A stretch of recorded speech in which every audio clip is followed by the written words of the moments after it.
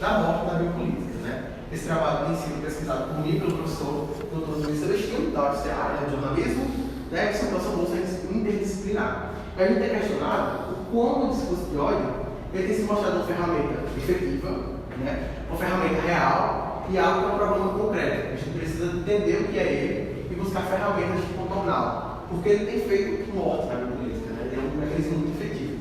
Então, passando essa questão, a gente começa com Foucault, né? Que todo meu estudo tem se baseado em Foucault e Butler, né? Em que o Foucault vai nos dizer que pensar a política atual, pensar o nosso sistema político, é pensar na biopolítica, né? É pensar num sistema de vida que permite que exista a vida e também porque ele gera a morte, porque ele gerencia esse sistema de morte. É um sistema de morte que ele é ativo e que ele também é passivo, né? Foucault não se fala de ativo e passivo, mas quando a gente vai estudar as minúcias dele, a gente tem esses temas. Inclusive, o meu orientador, ele tem estudado a questão da morte da biopolítica no seu doutorado, né? Então, essas questões estão bem desse ponto. Então, a gente está falando de um direito sobre a vida, né? Aqueles indivíduos que podem viver, que podem produzir discursos, aqueles que vão ser cultivados, que vão ser desenvolvidos, mas a gente também está falando do poder, sobre o fazer poder, daqueles indivíduos que são usados apenas como uma massa para serem consumidos e assim gerar o desenvolvimento, né? Quem fala muito sobre essa questão é o George Bataille, no livro A Estrutura Psicológica do Fascismo, em que ele vai trazer um conceito de uma vida que ela é puramente consumível, uma vida que vai ser tratada apenas como algo para ser consumido para que se possa ter o desenvolvimento, né? Então, uma vida sem nome, sem significado, sem poder, uma vida unicamente existida para ser consumida para continuar esse processo de desenvolvimento, né? Dessa forma, nós temos que nos questionar em quem são os sujeitos que podem produzir discursos válidos e no porquê eles podem produzir discursos válidos, né?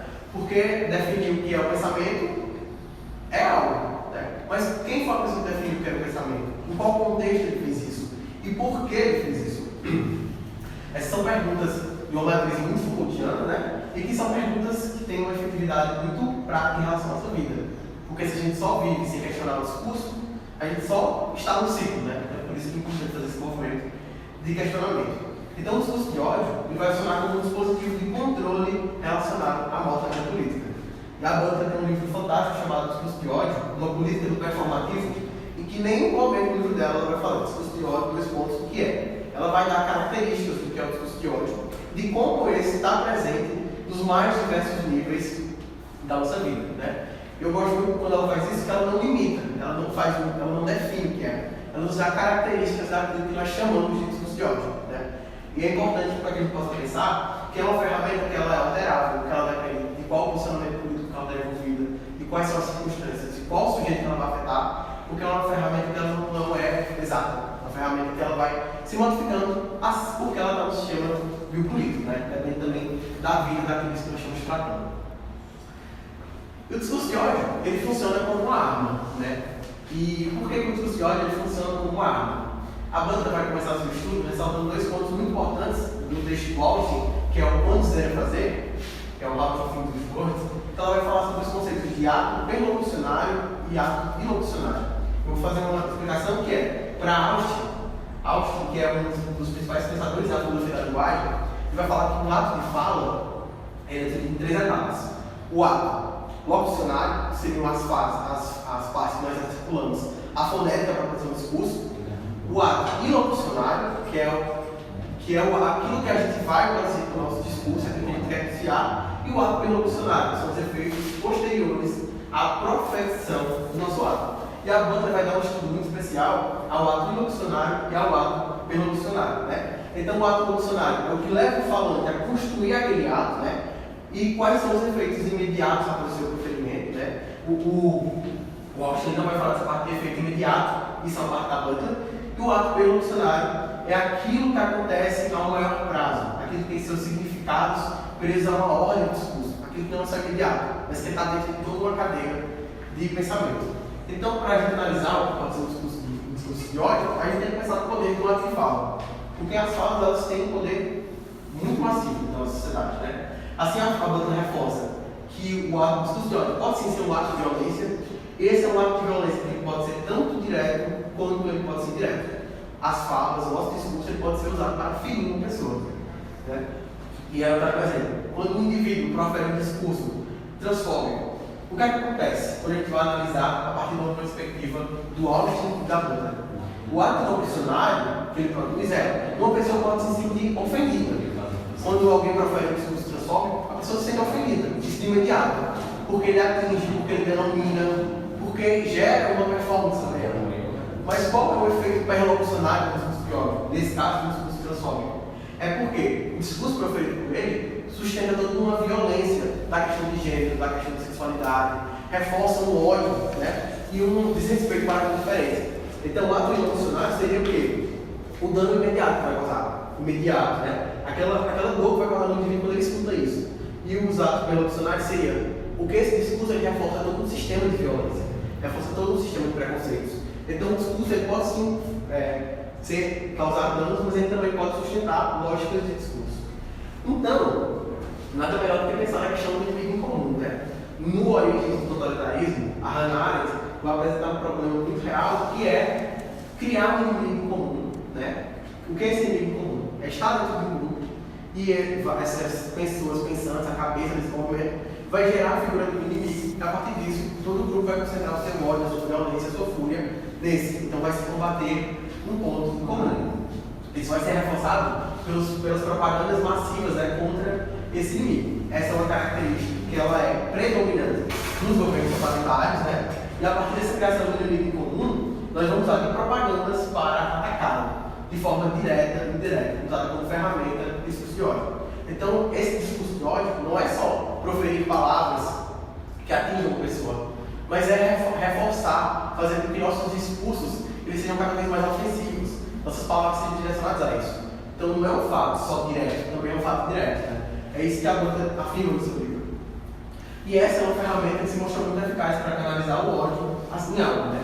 É criar um ódio coletivo e canalizar esse ódio acerca de uma questão. Aqui para a gente ver os governos fascistas. Depois, meu estudo também faz uma relação com a psicologia das massas do Adorno, né? E essa é uma leitura que o Adorno faz no Freud, né? E que ele vai ressaltar o quanto o domínio das massas é importante para o controle da dominação nos regimes totalitários. Né? Então, a psicologia do domínio das massas é essencial para que os indivíduos que fazem parte daquela massa, eles se sintam parte de um todo, se sintam englobados, se sintam presentes, e que eles possam canalizar isso na mesma causa.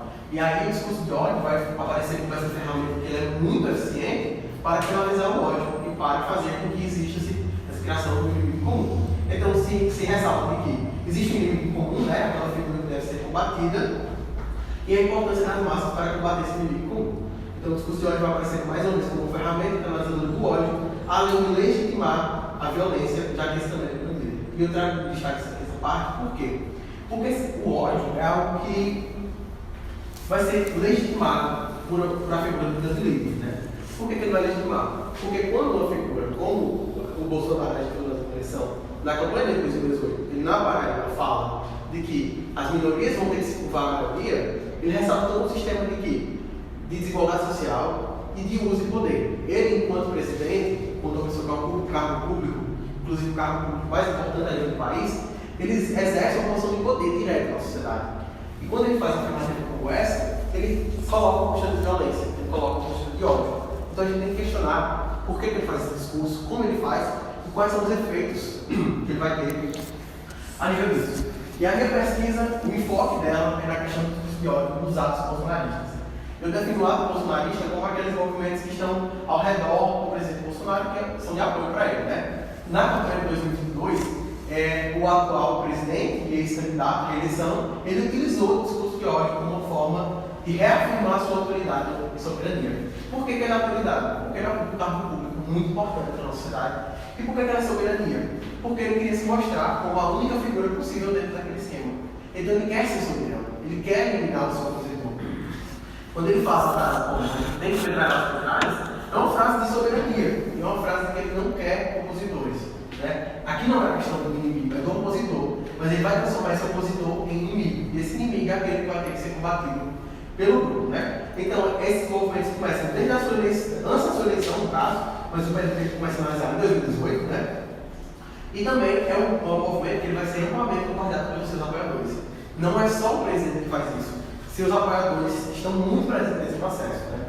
E a gente vai ter o quê? Aí, como eu falei antes, a figura que ocupa o cargo público mais importante do país, que vai incentivar o ódio para que isso vai ser tratado como normalidade que deve ser reproduzido. Então, ele não só não recrimina o discurso de ódio, como ele usa e incentiva de formas diretas e indiretas para que isso vai causar uma sensação de normalidade, né? E esse discurso dele, ele é legitimador para vários discursos problemáticos que a gente enxerga disso, né? Então, e como consequência nós temos morte e violência desencadeadas desse discurso, né? Aqui a gente vai fazer uma análise mais minuciosa, né? Porque eu não vou, essas partes não tá como referência por uma pesquisa que está em andamento, né? E a intenção é que, quando ela for finalizada, a gente consiga colocar as partes finais. Então, como nível de estudo, nós tivemos notícias. Nós temos 3 mortes oficiais que foram causadas por motivos políticos, né? Uma delas é essa. O que se sabe sobre o assassinato petista do Exército Bolsonaro no Paraná. Então, nós temos um homem que estava fazendo o seu aniversário do PT e ele foi, a sua casa foi invadida e ele foi assassinado por alguém opositor ao Bolsonaro. A gente vai ter não só um discurso de ódio, como isso aqui gera uma morte, tá? Isso lembrando dentro de uma biopolítica. Passando a isso, a gente também tem o fato de que o apoiador do Bolsonaro é morto a facadas por um petista em Santa Catarina. Tá? Então esse discurso não aparece, tá? Mas o que a gente quer referenciar com a nossa pesquisa? Mostrando para vocês algo que é. Bolsonaro lamenta o assassinato do petista em Mato Grosso, que fala que é uma motivação estúpida.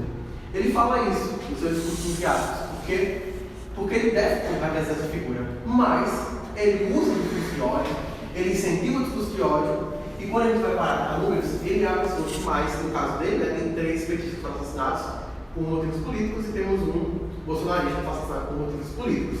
Então, o fato é de que Bolsonaro é uma figura de poder, ele é uma figura de influência dentro da sociedade, e que ele representa, ele usa o discurso de ódio de forma direta, né? Então é importante que a gente questione esse discurso dele, de onde ele vem, por que ele está sendo produzido, quais são os efeitos que eles têm, né? Existem também estudos que vão delimitar a questão do bolsonarismo como um governo que está muito próximo do governo fascista, né?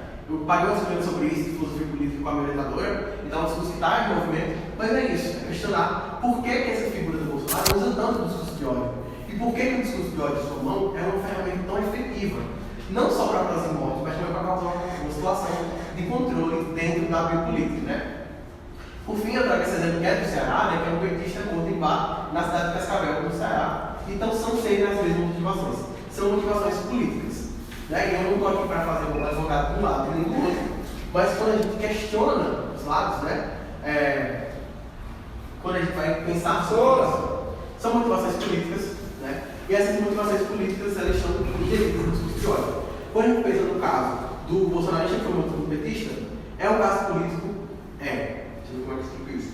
Mas ela não está incluída pelo discurso de ódio. A gente não viu nos posicionamentos do candidato à presidência Lula discursos que citassem esses fatores que citassem o discurso de ódio, coisas que a gente viu no discurso do Bolsonaro. Então também parte dessa parte de analisar o discurso deles e a importância que eles têm a nível de nação. Então aqui as minhas referências, né, principalmente na questão da filosofia política, e eu também vou trabalhar essa parte para incluir referências como jornalismo também, porque a gente vai fazer essa parte com as comunicações. É isso, muito obrigado pela atenção.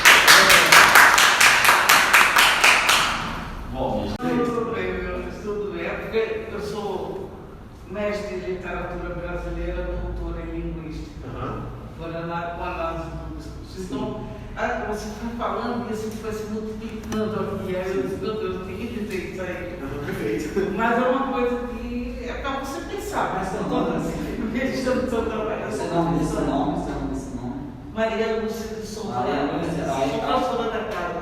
Pronto, Maria Lúcia. Aí você, só para encerrar, viu? Aí você pega uma ficha lá da escola, aí todo mundo bota medicina, alguma coisa, aí pega a lista de eu diz que quero ser professor. Não é ser Não conheço, eu conheço. Não, mas assim, porque ele é o aluno, né? Porque tem acesso aos alunos, né? Aí você, aí Napoleão diz assim, porra, bicho, chamou ele lá. Cara, vai ser professor. Mas eu trabalho nos parabéns que eu sou trabalhando. Genial. Ai, você perdendo na outra sala, porque mesmo o professor apresentar que eu sou um aluno também. As profissões de todos vaidosos, seus alunos. Raridade.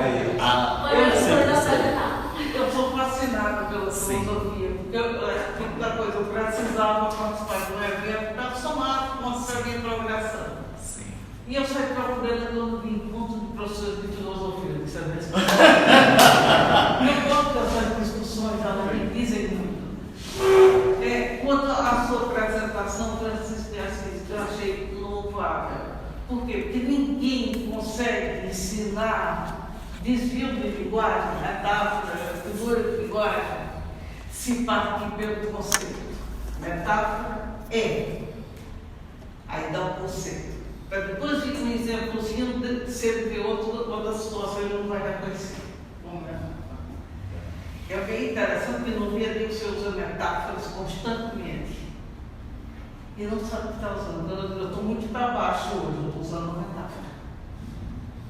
Nossos alunos, eles não sabem o que isso é. Mas você está aqui com a gente, né? Participando do evento, né?